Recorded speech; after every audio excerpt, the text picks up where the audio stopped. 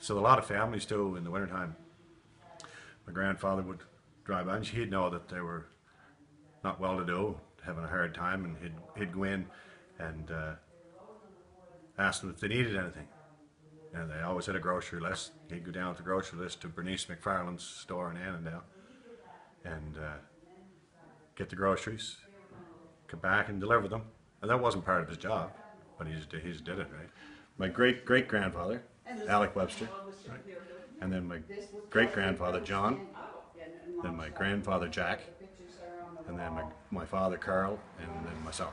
Yeah. So is there going to be another Webster taking over? Or? I don't imagine, because we're all we're unionized now. See, at those times we were all contractors, right? And if you every 5 years you bid on the contract, and if you got the contract, you obviously we got the contract for the past 100 years, but now the next person that gets my job, you have to write a test for it. You have to apply for it. My grandfather's never had a vacation. My father, me, you don't get, because it's hard to get somebody to come in and do, like, you got to know everybody.